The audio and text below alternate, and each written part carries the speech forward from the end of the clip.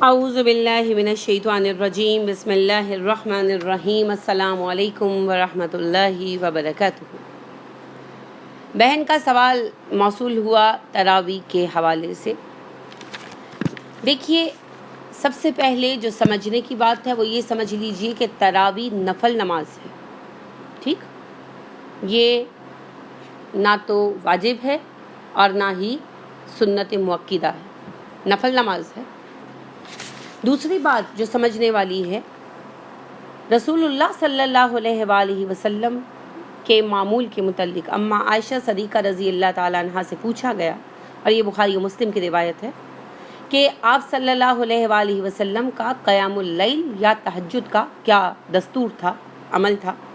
تو اما عائشہ صدیقہ رضی اللہ تعالیٰ عنہ نے ارشاد فرمایا، رسول اللہ صلی اللہ علیہ وآلہ وسلم نے رمضان اور غیر رمضان میں 11 رکعتوں سے زیادہ کبھی نہیں پڑھا، یعنی آپ صلی اللہ علیہ وآلہ وسلم 8 رکعت نفل پڑھتے تھے تہجد یا قیام اللیل کے، اور اس کے بعد 3 رکعت وتر پڑھتے تھے، یہ 11 رکعت ہو جاتی تھی آپ کی نماز۔ رمضان غیر رمضان دونوں میں یہ اصول رہا۔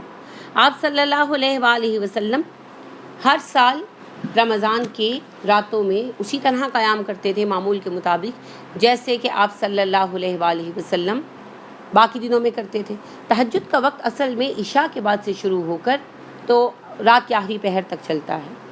روٹین میں تہجد نماز کے بعد سو کر پڑھی جاتی ہے، کچھ دیر سوئے پھر اٹھ کر نماز ادا کی، لیکن رمضان میں رسول اللہ صلی اللہ علیہ وسلم اسے عشاء کے ساتھ ہی پڑھا کرتے تھے تاکہ زیادہ سے زیادہ لوگ جن کو دوبارہ اٹھنا مشکل لگتا ہے وہ بھی اس کو پڑھیں۔ اب آپ صلی اللہ علیہ وسلم ہمیشہ رمضان کی ہر رات میں یہ قیام کرتے تھے، قیام اللیل اس کو کہتے تھے۔ آپ صلی اللہ علیہ وسلم نے البتہ صحابہ کی درخواست پر 3 دن انہیں باجماعت بھی پڑھائی، اور صحابہ نے بڑے ذوق و شوق سے ادا بھی کی۔ چوتھے دن صحابہ منتظر رہے مگر آپ صلی اللہ علیہ وسلم باہر نہیں آئے۔ صبح آپ صلی اللہ علیہ وسلم نے کہا، مجھے پتہ ہے تم لوگ میرا انتظار کر رہے تھے، میں باہر اس لیے نہیں آیا کہ مجھے خوف ہوا کہ کہیں تم پر یہ نماز فرض نہ ہو جائے اور اس کے بعد تمہارے لیے اس کو ادا کرنا مشکل ہو جائے۔ پھر آپ صلی اللہ علیہ وسلم کی باقی زندگی میں اور ابو بکر صدیق رضی اللہ عنہ کے عہد مبارک میں یہی دستور رہا کہ لوگ انفرادی طور پر یہ نماز ادا کرتے تھے۔ اور اہتمام اصل میں نے جیسا عرض کیا یہ قیام اللیل ہے نا، نماز تہجد، لیکن سارا سال 11 مہینے ہم سو کر اٹھ کر ادا کرنے کے پابند ہیں۔ رمضان میں زیادہ سے زیادہ لوگ قیام اللیل کر سکیں، اس لیے اللہ نے ہمیں یہ رخصت عطا کی کہ عشاء کے ساتھ ہی ہم پڑھ لیں۔ اب اس میں یہ ہے کہ آپ صلی اللہ علیہ وسلم کے بعد اور ابو بکر صدیق رضی اللہ عنہ کے بعد عمر فاروق رضی اللہ عنہ نے اپنے عہد میں اسے بعد جماعت رائج کیا، جماعت کے ساتھ پڑھنے کا رواج دیا تاکہ لوگ زیادہ سے زیادہ شریک ہوں، اور اس میں بھی 8 ہی رکعتیں پڑھی جاتی تھیں، ٹھیک؟ اب آج کل بہت بڑا مسئلہ ہے کہ جی تراویح کیا ہے، کتنی رکعتیں ہیں، کیا پڑھا جائے گا، اس کی دعا کیا ہے۔ پہلی بات، تراویح کا لفظ بھی بعد میں رائج ہوا، عہد نبوی صلی اللہ علیہ وسلم اور عہد صحابہ میں اسے قیام اللیل ہی کہا جاتا تھا، لہٰذا تراویح کے نام سے آپ کو اس کا نہیں ملے گا موضوع۔ آپ اگر احادیث کو دیکھنا چاہیں اور صحابہ کا عمل اور رسول اللہ صلی اللہ علیہ وسلم کا عمل دیکھنا چاہیں تو آپ کو قیام اللیل کے موضوع پر ڈھونڈنا پڑے گا۔ یہ وہی نماز تہجد ہے جو باقی 11 مہینے ادا کی جاتی ہے، البتہ رمضان میں زیادہ سے زیادہ لوگ اس کو ادا کر سکیں، اللہ نے ہمیں یہ رعایت دی، اور اس لیے بھی میں سمجھتی ہوں یہ دی کہ سحری کے لیے بھی تو اٹھنا ہوتا ہے نا، تو اللہ نے ہمیں رخصت دی کہ عشاء کے ساتھ ہی پڑھ لو، تمہیں وہی اجر و ثواب ملے گا جو تہجد پڑھنے والے کو ملے گا، اور اس سے بھی بڑھ کر کیونکہ رمضان کی راتیں۔ تو قیام اللیل کو اس طرح عام کیا گیا۔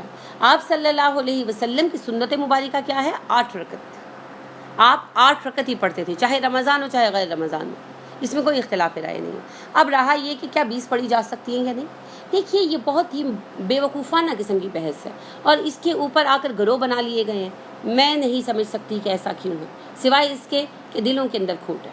دیکھیے بات یہ ہے کہ نفل نماز ہے، نفل نماز میں آپ کو اختیار ہوتا ہے، اگر کوئی 8 سے کم بھی پڑھے گا تو بھی اس کی نماز ہو جائے گی کیونکہ نفل نماز ہے۔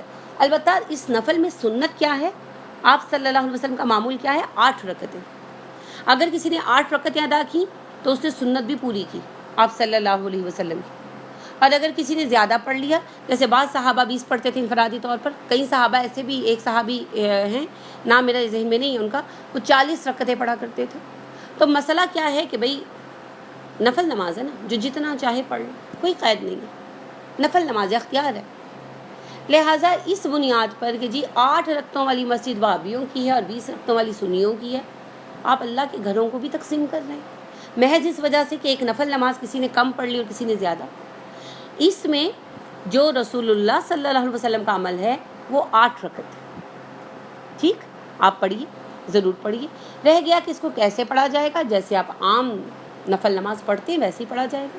کیا اس کی کوئی خصوصی تسبیح ہے؟ نہیں، اس کی کوئی خصوصی تسبیح نہیں ہے۔ رسول اللہ صلی اللہ علیہ وسلم چونکہ قیام بہت طویل کرتے تھے تو اسی لیے آپ صلی اللہ علیہ وسلم بیچ میں تھوڑی دیر بیٹھ کر ریسٹ لے لیتے تھے، اور بیٹھتے تھے تو اللہ کی تسبیح کیا کرتے تھے۔ تو جب آپ بیٹھیں 4 رکعت کے بعد عموماً تھوڑی دیر کے لیے بیٹھا جاتا ہے، اور جو تراویح پڑھنے والے ہیں ان کو اندازہ بھی ہوگا کہ واقعتاً بیٹھنے کی ضرورت بھی محسوس ہوتی ہے، تو اس وقت جب بیٹھیں تو آپ اللہ کی تسبیح کریں، کوئی سی بھی پڑھ سکتے ہیں، سبحان اللہ و بحمدہ، سبحان اللہ العظیم، خالی سبحان اللہ و بحمدہ، سبحان ربی العالی، سبحان ربی العالی و بحمدہ، سبوح قدوس ربنا و رب الملائکۃ والروح۔ یہ شمار تسبیحات ہیں جو آپ کا دل چاہے، ٹھیک؟ تسبیحات پڑھیں، کوئی مخصوص تسبیح نہیں ہے، کوئی بھی پڑھ سکتے ہیں۔ 2 رکعت کر کے آپ پڑھیں گے۔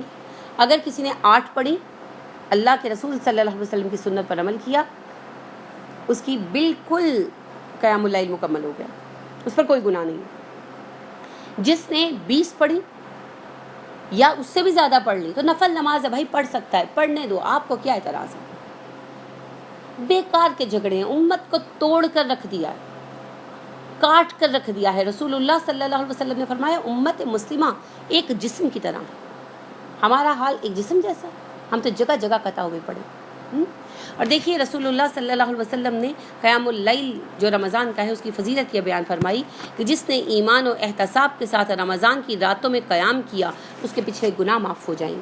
ہم نے اتنی بددلی پھیلا دی ہے کہ لوگ آتے ہی نہیں ہیں، اول تو ویسے ہی لوگ کم آتے ہیں، مزید بددلی کیوں پھیلتی ہے؟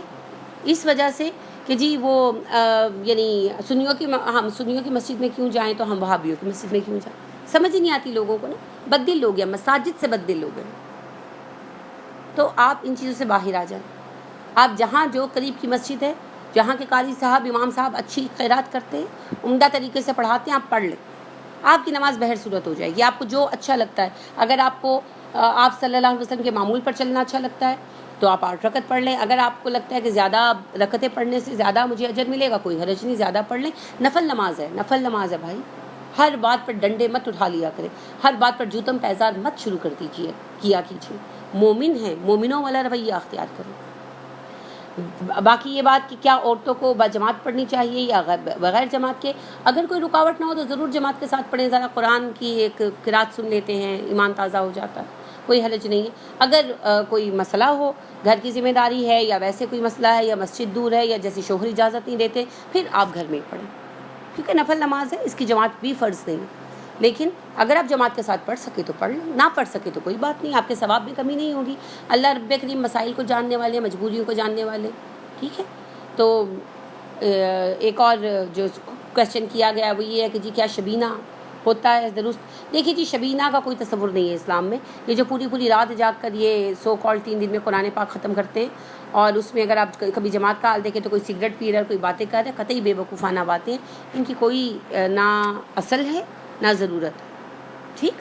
آپ یہ جو پورے رمضان میں تراویح میں اگر قرآن ختم کر سکے تو انشاءاللہ ضرور کریں، اللہ آپ کو توفیق عطا فرمائے، اور اگر نہ کر سکے تو جتنا کچھ قرآن یاد ہے آپ اس کو پڑھیے۔ البتہ قیام اللیل کا اہتمام ضرور کریں، کیونکہ قیام اللیل کرنے والے کے گناہ بخش دیے جاتے ہیں، ٹھیک ہے۔